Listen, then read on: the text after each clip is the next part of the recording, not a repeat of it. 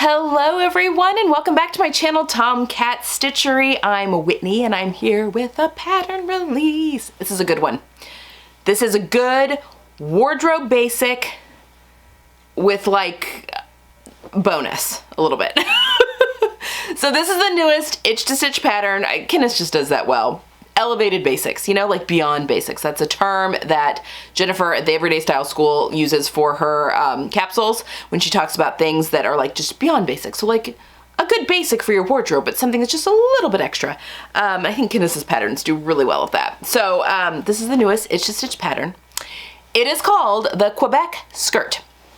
Now this comes in her full size range from a 0 to the size 40, and I'll leave the hip measurements here because waist doesn't really matter because we're using some elastic, so you just really need to focus on your hip measurement. She even says, I think, if your waist is a lot smaller than your hip, don't worry about grading just because it's a pull-on skirt. So you've got to be able to go up over your hips, and then the elastic should hold things back in place. Obviously I'm very straight through there, so I don't really have that issue, but this skirt, she said, was kind of the answer, the skirt version of her Mountain View pull-on jeans. So those are a big pattern, a very popular pattern of hers. I love mine. I wear them all the time. I even have a sew along for those on the channel if you are interested, but love those. So it's jeans. They just pull on. There's some elastic kind of in the top. They're so comfortable, and I've made them in corduroy. I've made them in denim. I love that pattern. So this was kind of her answer to that. So I think in her mind, this would be like a denim skirt that is just a pull-on denim skirt. So it's really comfortable, really easy to wear if you have a fluctuating waistline from any kind of health issues, such as myself, like autoimmune, where you have flare-ups and that sort of thing, with a wildly fluctuating waistline. These types of patterns are our best friends. So I'm gonna walk you through my version. So it features the 5-pocket construction. I can't put it on Lena just because it's a skirt, and Lena can't wear skirts. Well, she can wear skirts. She can wear skirts, but I can't. You can't see like the full length of it. So obviously I'll put footage of me in just a second. But it's got the 5-pocket front here. It's when it's on my body, it sits normal. So it's got the little coin pocket and the 5-pocket detail. It's got a faux fly that's here in the front. The seam down, a lot of top stitching, the seam down the front, and then it's got a yoke in the back, which you can see, and then like your standard jean pockets. And then it's got a little kick pleat back here. It's unlined because it's meant for wovens that are 20 to 30% stretch, that have some recovery, because obviously it needs to go up over the hips and then be able to fit back into the waist. So something with some spandex in it. The Robert Kaufman super stretch denim, I'll leave a link to it down below because you can usually find it at fabric.com. That stuff is great. I know that Lauren Taylor from Ladybird, who does all of the jean workshops, loves it for the ginger jeans, the Closet Core pattern ginger jeans, but it's got a lot of good recovery and it's very stretchy. So I think that would work really well probably for this pant pattern or for this skirt pattern. But I have used something a little different, as you can tell. So I have had this faux stretch suede in my stash maybe close to 2 years now. I got this at Joann's. So Joann's had this stretch suede. It is such good fabric. I made one of the patterns from Kenneth's book. I made, I can't think of the name of it. It's a skirt pattern. Can't think of the name of the skirt pattern, the faux wrap skirt pattern. I had used this for that, loved it because it feels amazing. It's washable because it's obviously a polyester backing, but it's got such great stretch and recovery, and it's not super thin. Like I feel like it's not showing my every lump and bump.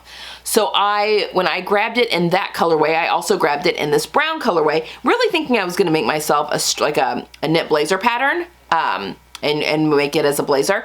But then I decided, you know what? I want bottoms because texture. And I don't know, I filmed a few videos all at once. I'm not sure when all these are coming out, but if it hasn't come out already yet, I'm going to be doing a Sew the Trends video on texture because that is huge for winter. A lot of solids, but a lot of different textures, and faux leathers and faux suedes are very in right now. So I was very excited to have some in my some bottoms, and I actually also have a pair of pants that I made out of it, but you guys can't see that yet. So with the leftovers, I made the skirt, and I love it so much. I had it on at church yesterday, and it just wears so well. Okay, So I made the straight size 8. I removed 1.5 inches of length off of this one. Honestly, I could have removed maybe another inch to make it like right above my knees, but I kind of like the midi length. I kind of like the way that it's looking. And actually the outfit that you're seeing right here is exactly what I wore to church. So I love it with my my actual suede boots. It's almost the same color. My daughter's like, oh, I love the monochromatic look you've got going. I was like, well, thank you. You know, when you get a compliment from a teenager. Okay, it goes together super quickly. So I used stretch stitches on all of this. Now this does have to stretch, but when you're sewing your stretch stitches, well, really, these are grown on facings, so the facing folds over. So really, it's just the stretch stitch that sews right here, that sews things down. When you're sewing those, you're sewing it with it fully stretched. So they have give. You know, you're not going to pop any stitches. I say that. I guess maybe if you have a really, well, no, because if you're making it for your hip measurement, you should be good. But yeah, I mean, you could do a zigzag stitch if you wanted to, but I've not had any issues with my straight stitches. So I did straight stitches per normal. I sewed it like I would with the faux flat felled seams, which means you sew your stitch, you finish it. I serge mine, but you finish it some way, and then it gets top stitched down. So it's not really a flat fell seam, which gets like folded over itself, and it's a very clean finish, very beautiful. But yeah, so everything sewed really, really well. She has excellent instructions on how to finish off this vent. You can, I mean, it's meant to like fold under and fold under, but because this fabric is pretty stretchy, and I didn't want to get any rippling or that kind of thing, and I didn't really, it was also getting very bulky when I was folding it over, and while this pressed well, I couldn't like press it like I would if it were a denim, because the cotton and stuff that would really hold that, so I had to be careful. So I just serged my edges, and I didn't fold under like twice. I just serged and then folded under once and called it good. So yeah, so the vent goes together like really well. This is the inside of the skirt, obviously. So everything is serged and then top stitched down, just with my regular thread, my Gutermann Mara 100. And then for my pockets, like I'm gonna show you the front of the skirt because I did something a little different from the pattern. I deviated a little bit only because I really wanted to use this fabric, but I was worried about lumps and bumps in my lower belly, especially where my lower belly kind of like cups back under, you know what I mean? I've had twins, I've had C-section, but you know, where it, God, without being like too graphic, but you know, where I have a fuller lower belly and then it kind of cups back in towards my legs a little bit, and sometimes things can cling there, and I don't like that. So I wanted something to make the skirt just kind of glide over there. So what I did was I just cut a piece of power mesh that I had in my stash, and I made it a little smaller than the front of the skirt. So I made the whole front of my skirt, because you make the front of the skirt, then you make the back of the skirt, and then it gets put together at the side seams, and then the waistband gets finished off, and then the hem. So I made the front of my skirt and I laid it on top of the power mesh, and I just cut one side, and then I moved everything over like 3/4 of an inch and then cut the other side, so that this was like 3/4 of an inch narrower than the outside, so that when it's pulled and on my body, it's taut, and then the rest of the skirt just glides over it, and I think it worked really well. So I had mine go to just, I don't know, like, I probably could have gone even shorter, but I had mine finished just right at the same point as the pockets. So the pocket bags are like boobs. The pocket bags are right there, and I just had it finished right at the top of those pocket bags. Yeah, and it worked really, really well. So that's literally all that I did to put that in there. I had hemmed a pair of my friend's daughter's pants not that long ago, and they were like a Ponte style pull-on jean, and they had just a strip of power mesh just in the front, like where the lower belly would be, just to make that area glide over. I mean, her daughter doesn't need that because she's like 14, but you know what I mean. For the rest of us, I was looking at them, I'm like, that is such a smart idea. All of my stretch pants, I should, you know, like Ponte type pants, I'm gonna make a pair of the Parker Pontes. I'm gonna put just a strip of power mesh right there, just to help keep that part of the pant from like cupping underneath my stomach. And it works really well. So yay for panels in the fronts of all pants. So now if I were making this out of denim, I wouldn't need this. But because of this fabric, if I were making this out of a Ponte knit or like this fabric, and maybe this fabric didn't need it, but I wanted to be on the safe side, I think I would always put this in. It just makes sense. But, and I didn't finish off the hem. It's literally just cut because this doesn't ravel, and then you don't have any bulk. You can't see that there's like a seam or a hem that's there under the pants.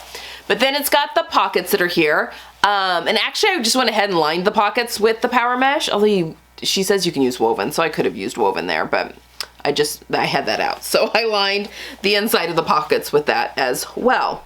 And I'm very happy with my end results.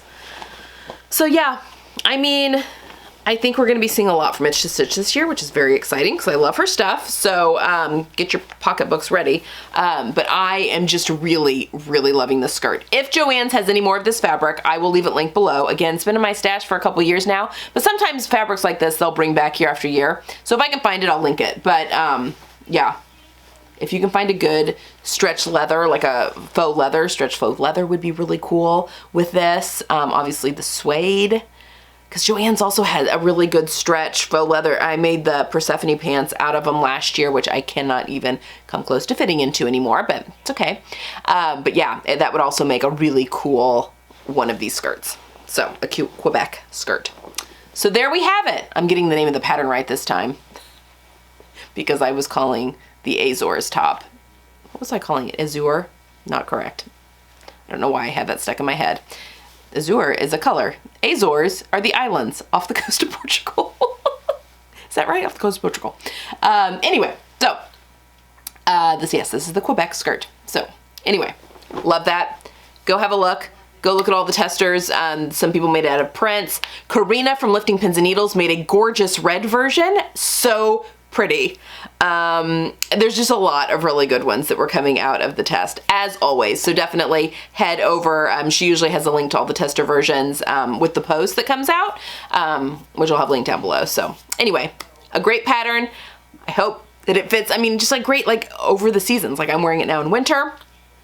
I wouldn't wear a faux suede skirt in summer, but I could probably get a little bit of spring and definitely some fall out of it. So very excited about this wardrobe basic with a twist coming into my wardrobe. All right, guys, that's all I have for today. Hope you've enjoyed this one. I will see you next time. Have a good day. Get some sewing done. Bye.